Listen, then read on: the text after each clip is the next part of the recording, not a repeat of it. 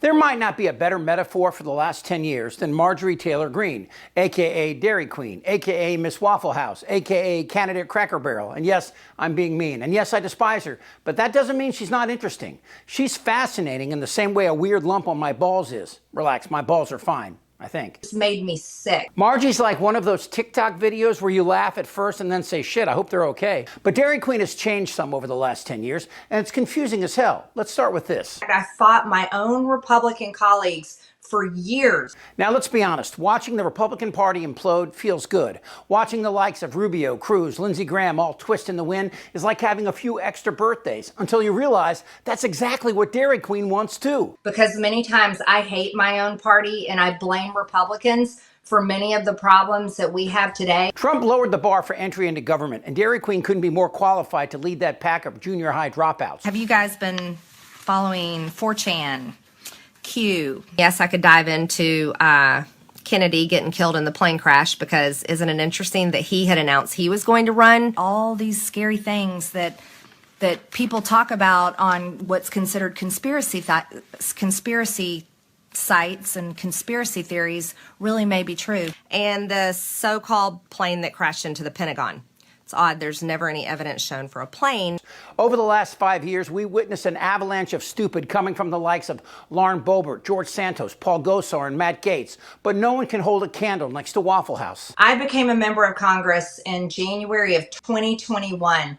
I had only been sworn in for 3 full days when January 6th happened. And I can tell you firsthand, every single Republican there in Congress literally turned their back on Donald Trump after January 6th. And he didn't even do it. He had nothing to do with what happened that day. He didn't cause it. It was, it was a Fedsurrection. Antifa was involved. What the hell did you just say? Now, recently, Dairy Queen has actually raised the eyebrows of Democrats as Margie has pushed back hard on Trump and Mike Johnson. Everywhere I go in my district, everyone is so angry at Mike Johnson. He is a damn fool. She actually sounds like a Democrat when she doesn't sound like Eva Braun. First, it was the Epstein list. Release the list. Seriously, we need to release the Epstein list. Now, I assumed that she knew Trump could release this list. So to hear her push back so dramatically makes me wonder if she really understands how it all works. The truth needs to come out, and the government holds the truth. But then there was the big, beautiful bill, which Dairy Queen supported until she didn't, and she voted without actually reading it. Congresswoman, you say in full transparency you didn't know that this was in there, and now you're shining a light on it. How did you not know that it was in there, and how'd you find out about it? Well, we don't get the full bill text until very close to the time to vote for it. And so that was one section, that was 2 pages that I didn't see. You see, candidate Cracker Barrel hadn't read the bill and realized that the AI provisions in it could cost her constituents jobs. So then she said she wouldn't vote for it again after committee, and is now pushing back on Mike Johnson and wants to work with Democrats over the shutdown after she realized the bill would cut health care for a significant number of people in her district. The ACA subsidies, do you want to see them extended before the end of the year?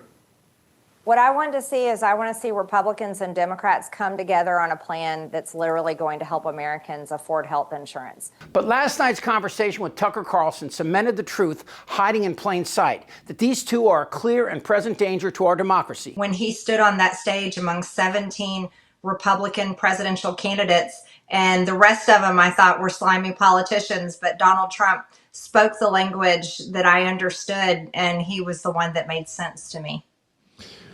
You know that Trump is really hated by your colleagues and by almost every single person in Washington. Not every single. There are people at the White House who sincerely love Trump.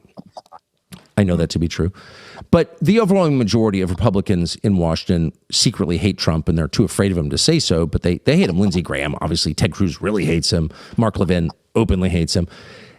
But they hate him because they don't agree. And you know that because in the last 10 years, there has been, other than you and Massey and a few others, there have been almost no elected officials in Washington to articulate what exactly MAGA is about. Have you noticed that?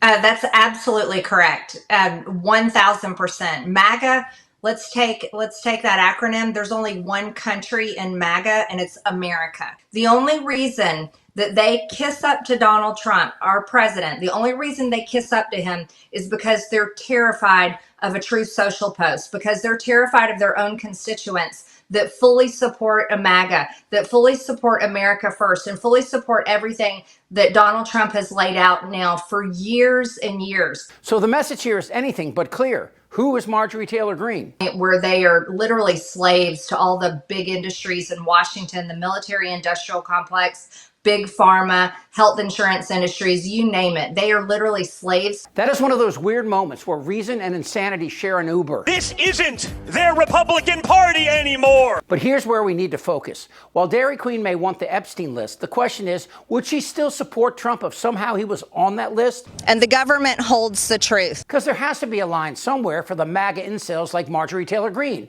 And is Epstein that line? The truth needs to come out. So here's where we see who Dairy Queen really is. She was denied committee assignments for her actions leading up to and after January the 6th. She not only texted Pelosi's location in the Capitol during the insurrection, but in the weeks afterwards claimed Pelosi was behind it.